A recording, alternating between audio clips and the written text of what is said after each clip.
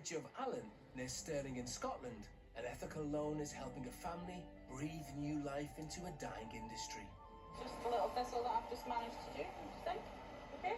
Yeah, that's good. Good. Karen Somerville has set up a glassmaking business, combining the ancient craft of glass blowing and Scotland's famous tipple to create a unique range of whisky gifts. And she's employed the very best in the business to help her, her father, Tom. My dad's been glassblowing for over 60 years and is the only master glassblower in Scotland.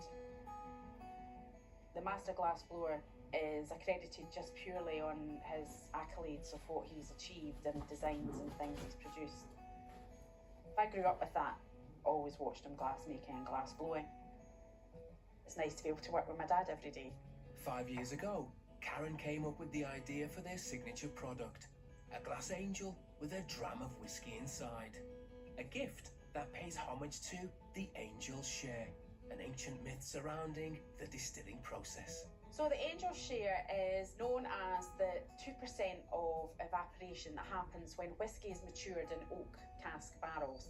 Whiskey distillers used to think that the angels came down and took some of that whiskey for themselves, and so it was just termed the angel's share. Dad, having the skills that he has to make anything in glass, made some glass angels, and we thought if we sealed whiskey within an angel, then it really did become the angel's share of whiskey.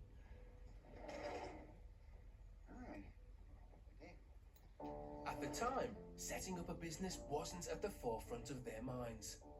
Karen was busy looking after her 3 children and her then 75-year-old dad Tom, who was settling into retirement. This is where it all began. A little studio here in the garden. Dad had done all his business days and had retired. My mum, who was poorly, he was pretty much caring for her, and I was raising a family, so we weren't thinking about starting a business. We were just coasting along and getting on with life, and then all of a sudden this idea came and took over our entire lives. I really didn't expect to come out of retirement and go back into glass. Although I enjoy making glass, it's part of me in glass making.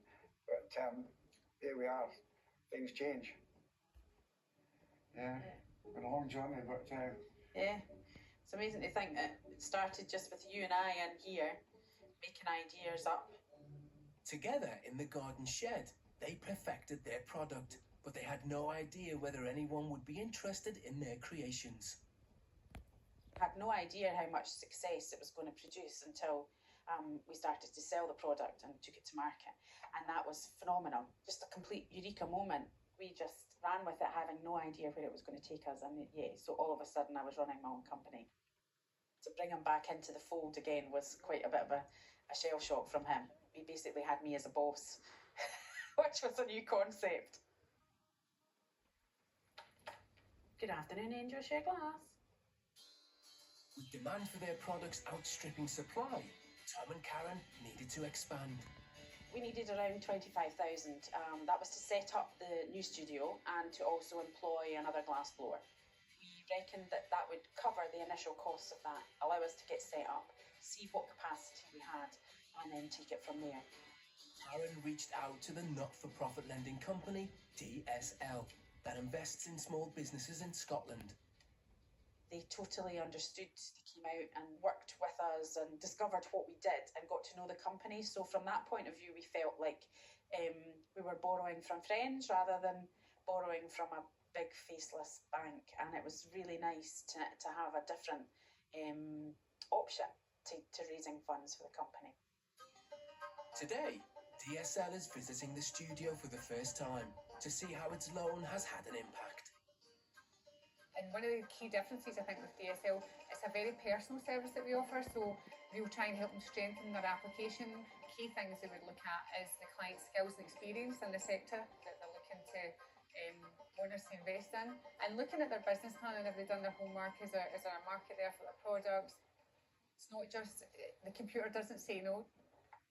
Hi Sandra, lovely to see you again. Come through. They agreed to give us the full 25,000. It was really exciting. It meant we could have create more jobs for people, and it was just really nice to know that people had faith in us to go and and do what we said we were going to do. So that was really nice, a bit of a high five moment. This is the studio where everything was funded, and then we have my dad, Tom. Hello, lovely to meet you. Hello. And then here we have B, who's working away feverishly. We've got enough space for 2 glass blowers to work side by side. Every single piece is unique. No two are the same. Got the funding from DSL. How's that changed your business? Since we've received the funding, everything's doubled. Already we're seeing the effects of that in terms of the orders that are coming in now, where we couldn't fulfil them because we were limited. Now we can, and they're asking for more and more and more. So the demand's getting higher, and we're trying to keep up with that demand. It's fantastic to think that something is made in-house and then ends up in somewhere like Australia or New Zealand, and it's all been made here. In Bonnie, Scotland. In Bonnie, Scotland. I might need to start drinking whiskey. Yeah. Their gifts are now sold all around the world. But for this family, success is not just about the business. It's much deeper than that. They want to ensure the flame on this endangered craft burns bright. Dad has over 60 years experience and is now passing this on to the other glassblowers that we have in-house, and keeps the legacy of the whole company in place. Do you enjoy sharing your secrets with everyone now? I'm very pleased to do that. It's a delight to transfer these and to see it going into with people like me. Here's been with me 3 years now. I get a great deal of satisfaction passing this on because I love making it. I hope the people I'm teaching will get the same enjoyment and the same passion out of it as I've had. Add that one up there. Keeps that skill alive. It keeps his designs alive in terms of the way he works, which is quite unique to other glass making processes. Make sure you get plenty of rod. It'll bounce off on your fingers. I have a young family. My oldest son is quite interested in the business, and it would be lovely to take it to a 3rd generation. I think it's fantastic that we're helping keeping that tradition alive, that all the skills and experience that Tom has in the glassblowing industry is here, it's in Scotland, he's sharing it, and everyone's getting the benefit of his skills and experience. Tom has even received national recognition for his legacy to the glassmaking industry. I got a letter from the Parliament saying I had been recommended for an MBE, which was out of the blue, not expected. And that culminated in me going down to Buckingham Palace and being awarded an MBE by Prince William, which was a wonderful experience, one that I'll remember forever. My dad is completely my hero. He's taught me everything I know, even about business, glass making, life in general. He is constantly there. I'm so proud of what she's achieved in the 5 years, taking this product to where we are just now. We're still small, but we're a global company.